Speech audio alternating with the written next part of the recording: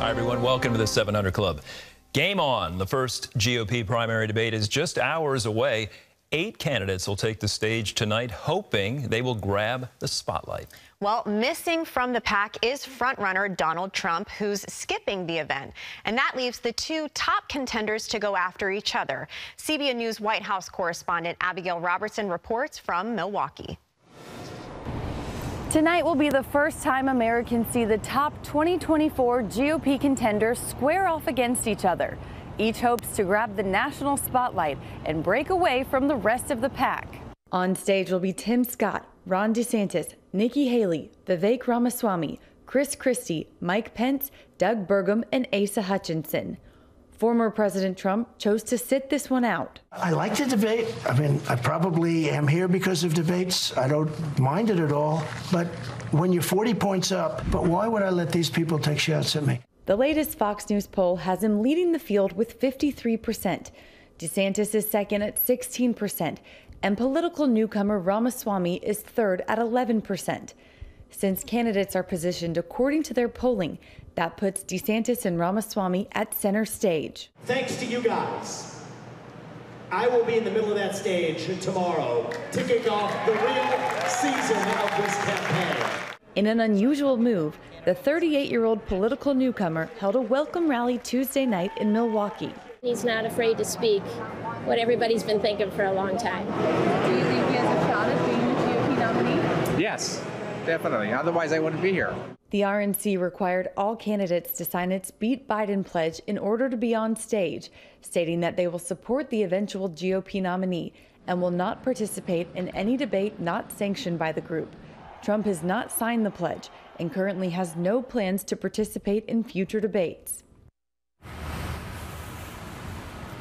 Without Trump here, candidates will try to stand out as the #1 alternative to the frontrunner. Meanwhile, an interview between the former president and Tucker Carlson will reportedly be released tonight around the same time as the debate. Abigail, thanks for joining us today. There are 6 candidates on stage who are at 5% or less in the polls. How do you think they're going to try and break out of the pack, and do you expect any fireworks this evening? Well, I definitely expect fireworks. But, Andrew, one thing I would say on that is they are polling in many national polls at less than 5%. But I would zoom in on some of these early voting state polls where there's a different story at work. You see, let's take Iowa, for example. You have Senator Tim Scott, who's really been on a steady climb in Iowa. And he's coming in just behind Ron DeSantis in many of the state polls. While DeSantis, we're actually seeing his poll numbers drop in Iowa. And then you go to New Hampshire, where Governor Chris Christie has actually eclipsed DeSantis for 2nd place. So right now, tonight is really about name recognition. A lot of the polls right now are really reflecting, I think, candidates who have a lot of national name recognition. And I do think we're going to see some shakeups in these poll numbers as Americans for really some for the first time are hearing some of these candidates speak and getting to know them. I feel like this summer, a lot of them haven't really been clicked into the campaigns, but tonight's kind of the unofficial kickoff, and I think we're going to see some shakeups. Yeah, that all changes tonight, doesn't it? Of course, noticeably absent, Donald Trump. With DeSantis and Ramaswamy being the top contenders on stage, incredible that, you know, a former vice president is not in the position tonight he would have expected to be in. Do you think DeSantis and Ramaswamy will go after each other? And if so, how will they do that?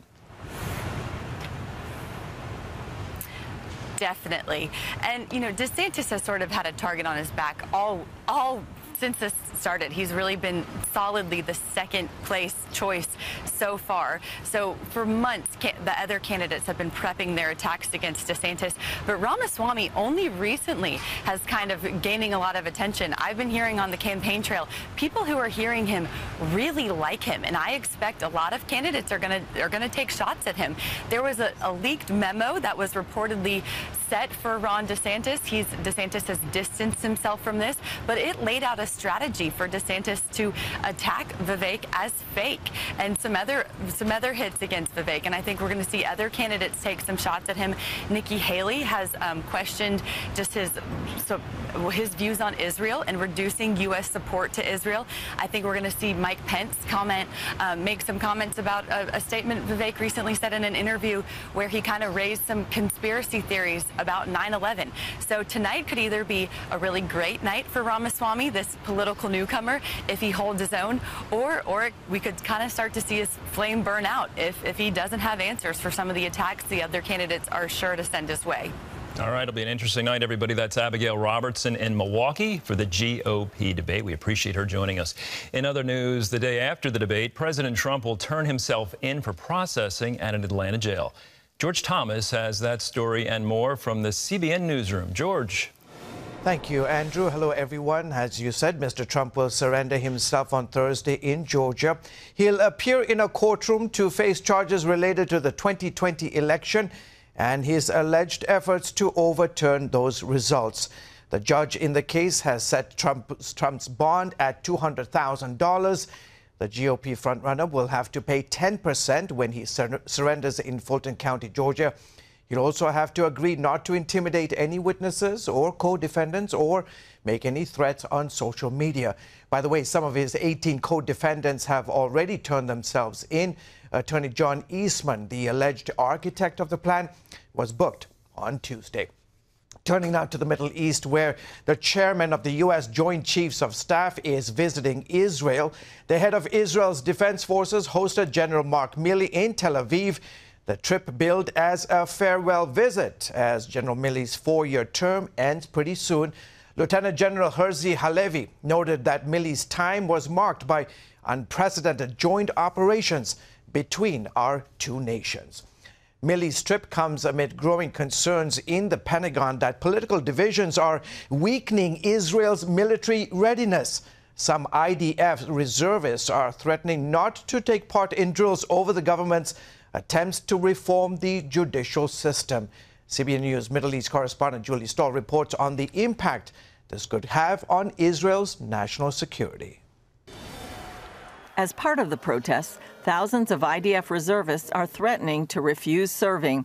This comes at a time when tensions between Israel and Hezbollah are on the rise. Hezbollah leaders have mocked what they see as Israel's internal weakness, stemming from months of protests, including from within the military. It's inspired the Iranian-backed group to raise tensions along Israel's border with Lebanon. So what we feel, there is an attack from inside, and we feel it's much more dangerous than any other attack. Lieutenant Colonel Ron Scherf helps lead Brothers in Arms and began protesting this policy back in February. So far, thousands of military reservists, including senior officers and pilots, are joining the organization's pledge to refuse military reserve duty. Israel's defense is built on the spirit, not only on the weapons and the number of soldiers. And this spirit is being torn apart by Netanyahu and his government. The IDF's chief of staff responded that Israel remains prepared for any military challenge. Days of dispute and crisis require an emphasis on what we have in common and what unites us, the mission of defending the state of Israel. Certain military experts blame the reservists for crossing a line that shouldn't be crossed. It's devastating because, it's involving politics in the army. It's something that shouldn't be done. It hurts our security. Reserve Brigadier General Amir Avivi says while individuals have refused to serve in the past, this time is different. We've never seen a phenomena where ex-chief of staff, generals, basically backing up the idea of insubordination. It's unbelievable. It's completely against our core values. It's against our Zionistic values. It's against the values of the army. Reserve Colonel Kobi Marom, a former commander in northern Israel, fears Hezbollah could try to take advantage of the situation and make a foolish move. It's not just the Hezbollah and the Iranians. They look to the situation and say the Israelis are crazy. They're fighting each other. The government don't have any tension to deal with other security issues. That's the opportunity. Let's use it. It's not only hurting the army, it's really, really endangering Israel and might bring us on the verge of war. Avivi, whose Israel Defense and Security Forum includes some 16,000 reservists and security operatives, says one good sign is that more Israeli generals are joining him in his fight. Saying that they're fed up with this behavior and they want to really see core Zionistic Jewish values and patriotism and love for the country. I believe that at the end of the day, this is what will win. Julie Stahl, CBN News, the Israel-Lebanon border. Thank you, Julie. Andrew, it's quite incredible to see this kind of division within the IDF. As you know, the military is valued and seen in such high esteem. And so see this kind of division is quite incredible. Yeah, George, the IDF says they're prepared to meet any military challenge. But of course, this challenge from within is striking when you have thousands of reservists saying they're going to refuse duty. So we will keep you updated on this very important story.